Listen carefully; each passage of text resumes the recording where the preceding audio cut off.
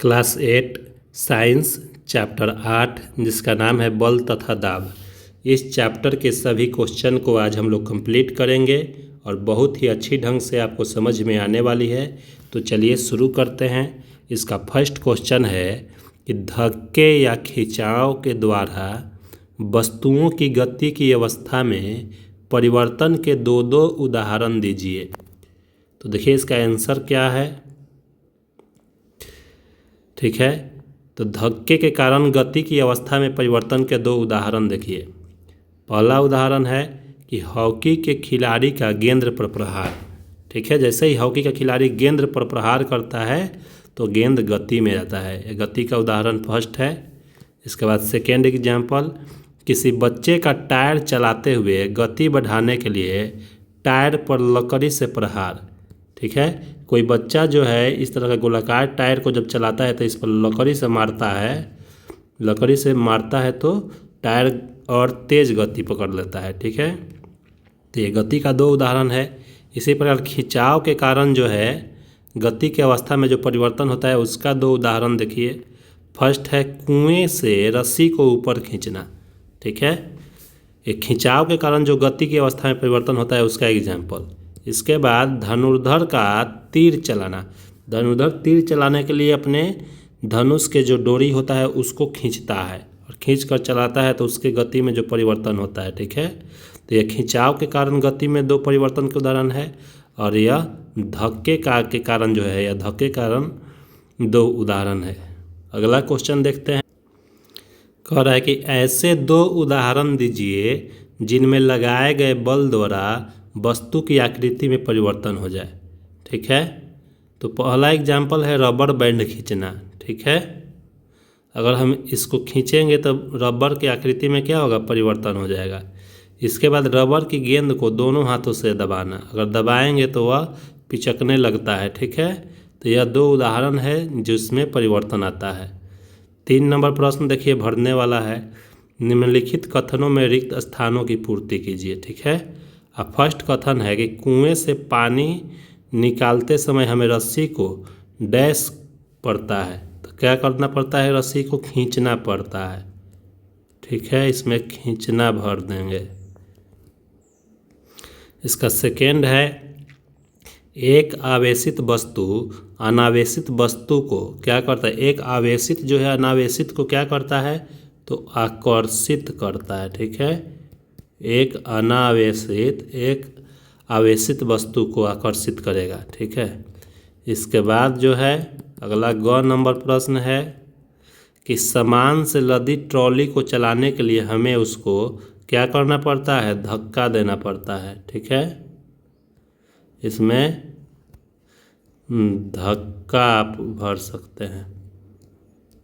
इसके बाद है घ नंबर, किसी चुंबक का उत्तरी ध्रुव दूसरे चुंबक के उत्तरी ध्रुव का, यानी समान ध्रुव है, इसका भी उत्तरी ध्रुव और यहाँ भी उत्तरी ध्रुव है, तो दोनों अगर एक समान ध्रुव रहेगा तो वह प्रतिकर्षित करेगा। ठीक है, मतलब कि एक दूसरे को ढकेलेगा। यहाँ पर भर देंगे प्रतिकर्षित।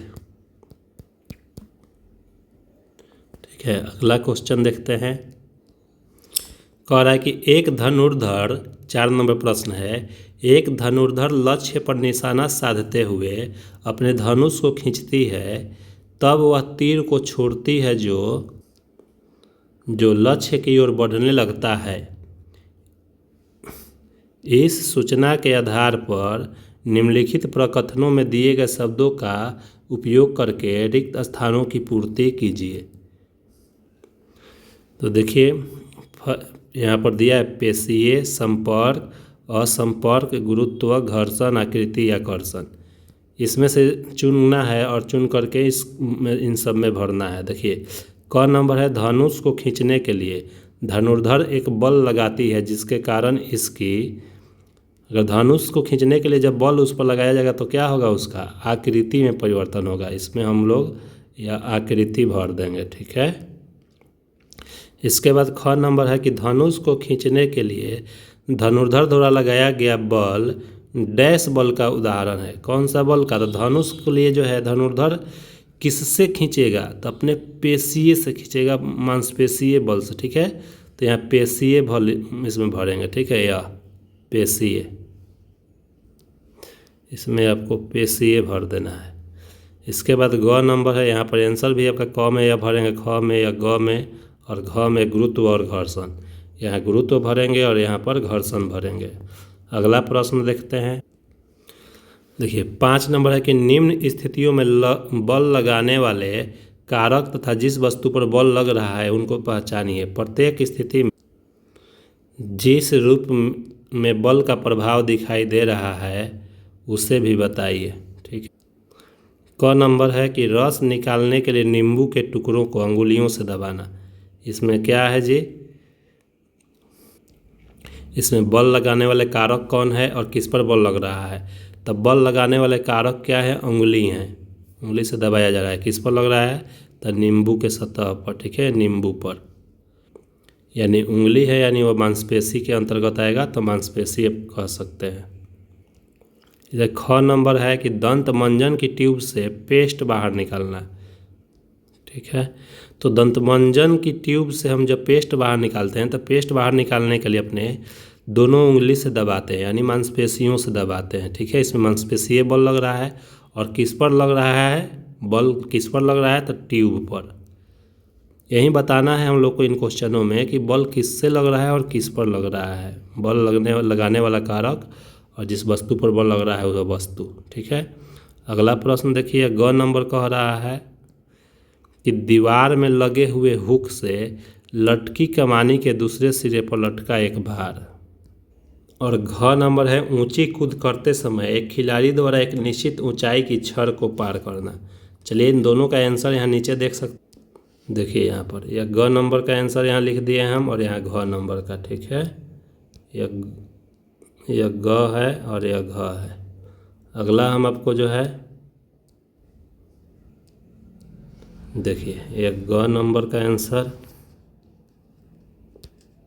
और यह घ का आंसर। ठीक है,